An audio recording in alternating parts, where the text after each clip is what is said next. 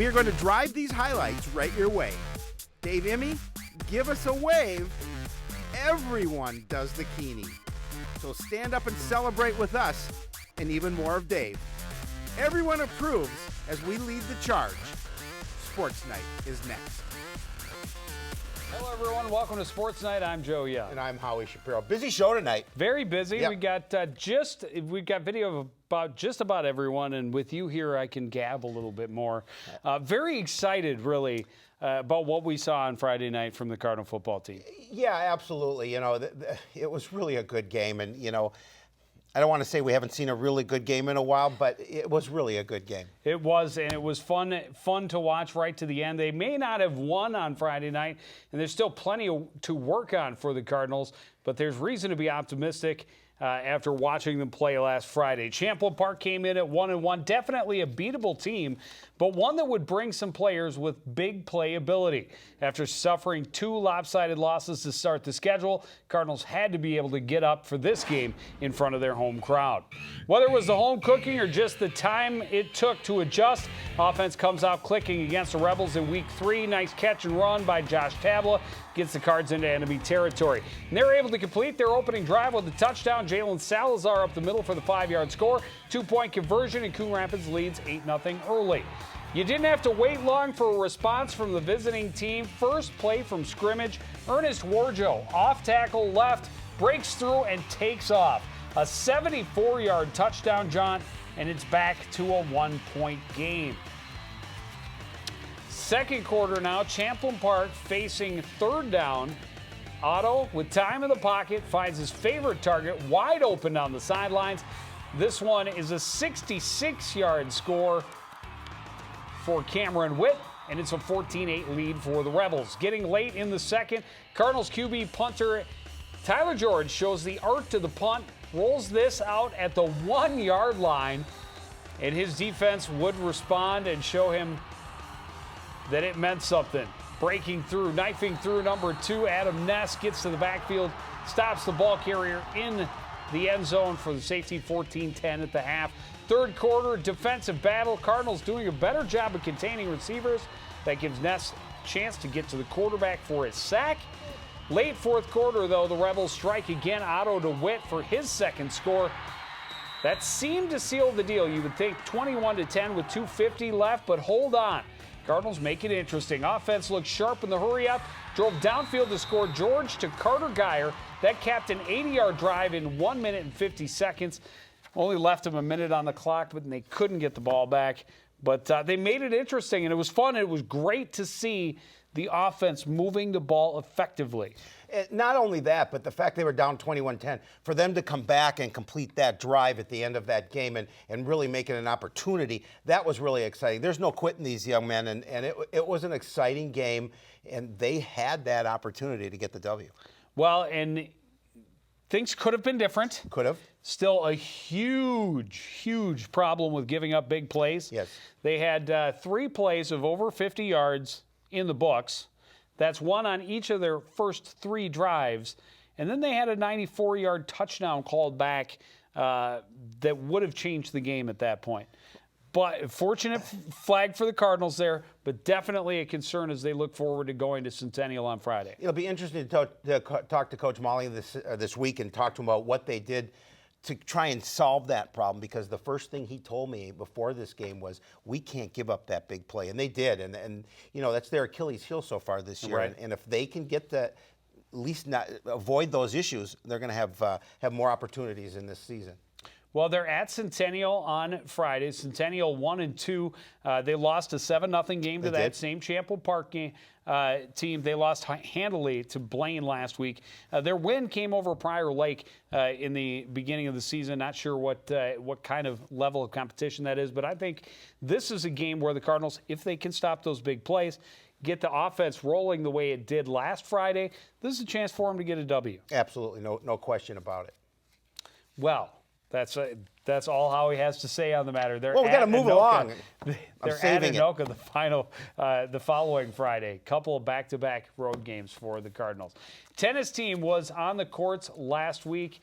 on the 12th while we were doing our show, or before we could do our show, but did not have these results either way for last week's show. Cardinals winning 4-3 over St. Francis. There are your winners, Maddie Georgie at first singles, and then they sweep up at doubles.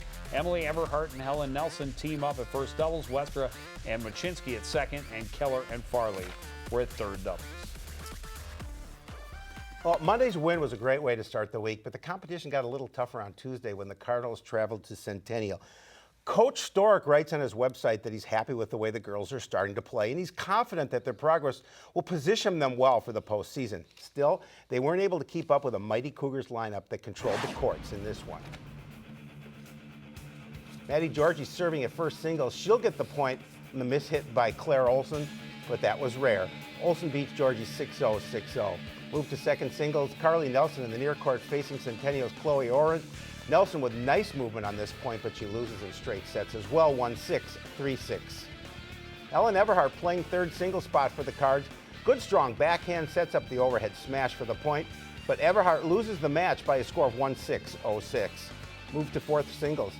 Jessica Emmons showing solid court control on this point, finished it with a power slam at the net, but Emmons falls 3-6, 1-6. Nice slam there. Cardinals' only win of the afternoon comes at first doubles.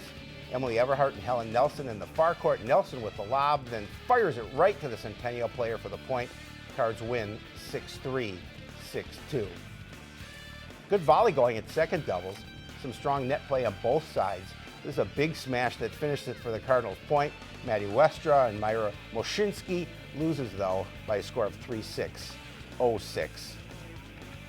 The third doubles team of Jordan Keller and Olivia Farley won their first set, but lost in a very close three-set match. The score was 7-5, 6-7, 8-10, and Cardinals unfortunately dropped this one to the Cougars by a score of 6-1.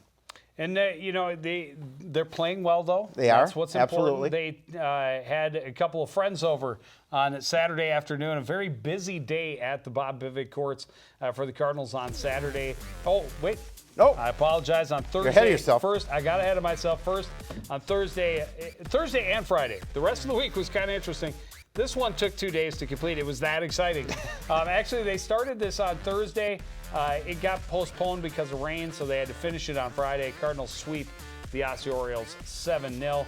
Did not give up a single set to the Blackbirds. Then on Saturday, there we go. They had their friends over. They lose a tight one to the Roseville Raiders in the first 4-3, but they won three-set matches to claim a 4-3 win over Rogers. And they finished by beating Totino Grace 5-2. Maddie Westra was 3-0 on the day, playing at second and third doubles. Helen Nelson and Emily Everhart took over that number one spot, and they went 2-1 on the day. Cardinals are at Elk River on Tuesday. They host Andover on Thursday. And Howie, we'll be there. There you go. Yeah. Well, it's easy. I'm excited, you can tell. All right. Well, it's never easy to look at your schedule and see the two top teams in the conference back-to-back, but that was the situation for the volleyball squad last week. Cardinals had a little more confidence coming off of their first wins at the Irondale tournament, but with the Osseo Orioles coming into the fieldhouse on Tuesday, they knew they would have to up their game. Osseo had won 3 straight, including their first 2 conference matches, and they were winning in dominant fashion. Cardinals trying to keep pace with the Orioles early on. They set up Ellie Hinsey on the left side. She's able to bang this one through the block for the point. One of her team-high 4 kills in the match. The Orioles flex their muscle from the opening set. Tina Bowe takes advantage of this pass too close to the net, forcing it to the floor. Osseo wins first set 25-7. Bowe is a force at the net. Comes up with a big stuff block there. On the attack by Hinsey, Osseo takes the 2-0 lead with a 25-9 win in the second. Cardinals trying to avoid the sweep in the third, and they have their best set of the match. Big stuff block in the middle for Lauren Koss. She and Keisha Whitfield each had 2 stuffs to lead Coon Rapids, but Osseo just too much in this one. They lock it up in the third. Azaria Reed with the block on this point. Orioles on their way to a 25-14 win and a sweep of the Coon Rapids Cardinals. Yeah, unfortunately in that third set they couldn't just do enough to get that 1-set win, and they're struggling a little bit, but they're looking to get a little more consistency as they move on in the season. They took on Anoka on Thursday. They lose in straight sets to the Tornadoes, 15-17 and 11. Callie Harris The team leader in kills with 5. Bussey had 4. McDonough added 2. Ellie Hinsey had a couple of blocks. And Allison Yang was the defensive leader with 19 digs. On Saturday, Cardinals in Chanhassen for a little tournament, and they lose in straight sets there to Cambridge Isani. St. Louis Park and Chanhassen, the host. In each of those matches, though, the good thing is they're getting better in the later sets, but they need to find a way to get going quicker. And as we observed, the one match that we did, serve receive is a problem area. They need to be able to get something going before they can be in contests. Yeah, and the strength in this conference, it really doesn't get any easier, obviously. So that's something they need to continue to work on. Cardinals are at Minneapolis South on Tuesday. They're at Centennial on Thursday. Well, the swimming and diving team started last week's action, traveling to face another team that has struggled with numbers. The matchup with Park Center would give the Cardinals a chance to swim in a meet where the outcome wouldn't be decided until the last couple events. It adds a little extra intensity and excitement, which the Cardinals could carry into the weekend. Pirates took the lead with a great relay start, but Tamala King starts to chip away at the second event of the night. She races to the first place in the 200 freestyle in a time of 2:11.65. Some of the youth, 8th grader Megan Schulte continue to get stronger as the season goes. She posts a 26.25, winning the 50 free, Joe's favorite, rather convincingly. Nice finish. Senior captain Galadriel O'Grady dominating on the board, gets the win with a 187.60. Great way to spring into the weekend's tournament. Nice job, Joe. More contribution in the youth movement in the 200 backstroke. 7th grader Emma Schmidt will get the pace, getting the win in a time of 113.78. Well, the Pirates had clinched this one before the 400 free, but they couldn't catch this crew anyhow. Volk, Schmidt, Michalowski, and Schultz win in a time of 4:23.94. But unfortunately, the Cards are going to lose to Park Center by a close score, 91-84. They dropped that one. Yeah, and a little more fun for them in an event where it's another team that they can be more competitive with. Some of these programs just so dominant, have so many numbers. And these girls are going out, and it's great to see what's happening at the middle school level. It's so exciting. I want to show you the results from Saturday's Maroon and Gold Invite first, because that kind of leads into it. The name you see, we've talked about a lot already. We're early in the season, but we're talking a lot about Megan Schulte. Yes, we are. Megan Schulte, again, did some pretty impressive things in this event. Cardinals, 11th place out of like 14 or 15 teams. It was more about going there for the experience, to be in this gigantic event at this beautiful facility. But for a couple of these young ladies, it's a chance to really shine. Galadriel O'Grady, a 4th place finish in diving. Megan Schulte, 5th place in the 100 fly, and I forgot to put her place for 100 breast, but I think it was 5 or 6. More importantly, Megan Schulte set a middle school record in the 100-yard freestyle, leading off the 400 freestyle relay, which is why I included their score, even though they were on 18th place finish. She also had season bests in the 100 breaststroke and the 100 butterfly. She now holds the middle school record in the 50-yard free, the 100-yard free, the 100-yard butterfly, and the 100-yard breaststroke. Is that it? Is that all? That's great. That leaves a couple of events. That's what the next question? Yep. Where's the backstroke? Yeah, exactly. Well, it's something she has to work on, obviously, but I'm sure she'll hopefully attain that. Very, very exciting, and to see them getting more contributions from those younger swimmers is great. Need to get more girls in the pool, obviously, to get this team back to where they want to be. But the girls that are in the pool, steady improvement. Doug Donaldson has taken over the title from Jeff DeJoy as most informative head coach. Oh, DeJoy, you've got something to prove I'm here. just saying. Hey, he's got to be happy with the way these youngsters have and that's why I was bringing it up. Far. He goes on and on about how excited he is about the girls he has in the pool, regardless of how they finish as a team or anything. Doesn't matter. He's excited about the way they're coming in every week and what they're doing as far as trimming their times and enjoying and getting better at swimming. Cardinals host Anoka on Thursday. They will host Blaine next Tuesday. And Howie, we'll be there. Cross-country team in Lakeville over the weekend for the Applejack Invite. The Cardinals did pretty well. The boys finished 10th place. There's like 18 teams, 18, 20 teams, something like that. Paul Breitbach in 9th place finish overall. Tanner Ost was in 34th. Joe Coughlin in 67th. Christensen finished 73rd with Matt Dunn right on his heels in 74th. Less than a second separating those two Cardinal runners. The girls finished in 15th place. Brina Del Castillo was the Cardinals' top finisher in 49th at a time of 21 minutes, 11.76 seconds. Abby Ellenbecker finished 98th. Eichstad 104th. Onia Cabo was 116th, and Rachel Davis finished in 141st. The Cardinals, mostly the middle schoolers, Jay Veers, will run in the Mustang Invite on Friday. The Roy Griak Invitational at the University of Minnesota coming up on Saturday. It's the largest cross-country event in the upper Midwest. And then they will be at the Blaine Invite a week from Thursday on the 6th of October. Right? Absolutely. All exciting stuff. All right. Boys soccer team traveled to Andover last Tuesday on a 3-0-1 stretch, but their offense had taken a big blow. All-conference leading scorer Gail Ntombwe suffered a season-ending injury in the Cardinals' 3-0 win over Rogers the previous Saturday. Huskies were going to give them all they could handle. Andover was undefeated at 5-0-1 and scoring almost 4 goals a game. They weren't going to take it easy just because they lost their star. Huskies cracked the scoreboard first in the 32nd minute. Throw-in by Max Naval. Perfect header to the back of the net by Logan Roloff. Andover gets the momentum burst, and they use it. Just 90 seconds later, Coronado Hector attacking. He sends a cross that's going to skip all the way past all the defenders. Drew Pope's crashing the near side. No chance for the netminder. 2-0 Huskies at the half. Cardinals increased their time of possession in the second half, and with it, their chances at the Andover goal. Most of them, unfortunately, like this, from a long way out. Easy save for the keeper. Another chance for Teagarden from way out, looking for the redirect in close, but it's going to miss just wide. Andover attacking with 10 minutes left, and you have to watch and appreciate this.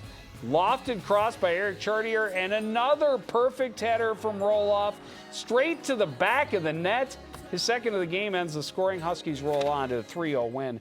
Not so easy to do that with your head, but 2 great assists, one on a throw-on in, one on a perfectly lofted header. Pretty, both very and pretty. Very good, strong headers right to the back of the net. You know, the guys knew with Gail Ntombwe that they had somebody that was a scorer. They had somebody they could lean on a little bit. Without him there, their identity is tested a little bit, and they need to come back into this season and find somebody that they can trust. Maybe not one guy, but maybe a couple of guys that will lead to some goals and kind of get that continuity back. That's their big test right now. Kind of took that right out of my mouth, because my next thing was to talk about Thursday's game against Elk River. Looking for those scorers. They want to look to freshman Begich. Yes, they do. He's shown some good things early on. That's a lot of weight on his shoulders. He did come in and get a goal against Elk River. And Alex Figueroa, the senior captain, I think we're going to see him more involved with the offense. He's a midfielder typically, but I think you're going to see him more towards the offensive end, attacking a little more. Achi as well. You'll see him get some chances on that. They do need everyone to pick it up. So they now a 2-1 win. Get their first win without Ntombwe. Unfortunately, they followed it with a loss on Saturday at Champlain Park. Just couldn't find the back of the net. And again, it's that you talked about it. They had that guy they knew they could lean on. That was their goal scorer. Everybody else doing their job, maybe pick up a goal here or there, but their main weapon was going to be Ntombwe up front at the top of that offense, and they need to find somebody they can rely on consistently to do that. Tough task on Tuesday. They host Anoka and Howie. We'll be there. And then they will host Park Center on Thursday. It's a big week for the boys soccer team. If you want to know what I think about it, you're going to have to watch. I do. You're going to have to watch the game. Woo! Yeah, that's a tease. How's that for a That's tease? a tease. You're good. You're good. The girls Only took him 20 years to figure it out. Well, you know, I'm a slow learner. What can I say? 20 years, my God. The girls' soccer team traveled to Andover last Tuesday knowing they would need to build some offense to keep pace with the conference-leading Huskies. The Cardinals have scored just 2 goals through their first 5 games. Andover, meanwhile, was scoring nearly 4 goals a game. They were 5-1, including a perfect 4-0 conference play. Coach DeJoy trying to rally the troops and bolster their spirits before taking the field, but it doesn't take long before Andover asserts their dominance. Corner kick just 5 minutes into the game, deflection right to Rebecca Masungu. She puts it to the back of the net, puts the Huskies on the board. Andover controlling all the action in the first half. They add to their lead just over midway through. Megan Vatney able to loft the left-footed shot over Fraser, you saw, to make a 2-goal advantage. They weren't done in the first, just over a minute remaining. This one led to Allie Jenkins. She makes it no mistake with the shot past Fraser. It's 3-0 Andover at the break. Cardinals defense marking a little tighter in the second, but Andover attack is able to work through it. Musunga gives it to Aaron Becker. Becker able to fight off a defender and just angle the ball past Langenfeld to make it 4-0. Cardinals finally break through with 18 minutes left. Getchell blocks the clear attempt. Maddie Blomqvist is able to slip it past the keeper, and Coon Rapids will avoid the shutout. Andover added one more late to hand the Cardinals a 5-1 loss. And it was a tough loss Yeah. for the Cardinals. Clear control by Andover throughout the contest. Saw a little spark here and there in that second half, but way too tentative on the defensive end. And we talked about it all season. They need goals. Well, they found a little more scoring their last 2 games. They have not been wins, but they have not been losses either. On Thursday, they hosted Elk River, and they tied the Elks 2-2. Johnston and Bloomquist had the goals for the Cardinals. Caitlin Ackerman had assists on each. On Saturday, Cardinals played Champlain Park, and they put 3 goals in the net, and they still can't get the win because they gave up 3. 2 goals for Maddie Blomqvist. Alyssa Brazier had the other. Ackerman had 2 assists, and Johnson added another, but a 3-3. So 5 goals in their last 2 games. That's very good news for the Cardinals. Yeah, as Coach DeJoy said, we scored 3 goals, but we gave up 3. So our defense took a little small step back. So that's something they have to kind of balance a little bit more, continue to play good defense, but also be able to put the ball in the back of the net. And we'll see if they're going to be able to do that. They host Anoka on Tuesday. They host Park Center on Thursday. And as we talked about, Howie, on Tuesday. We'll be there. And did they get any idea about your thoughts on their week? They'll have to wait and find out. There you go. You gotta join us at the pitch. We'll be there live at 5 and 7 on Tuesday to see the Cardinals taking on the Tornadoes. On Thursday, a little tennis as the Cardinals take on the Andover Huskies. And then we're on the road for Prep Football Friday night at Centennial. Cardinals taking on the Cougars. Hope you will join us each and every time, but that's going to do it for this edition of Sports Night. I want to thank everybody out there for joining us and continuing to support everything we do here at CTN. For the entire crew, including Howie Shapiro, I'm Joe Young, saying good night.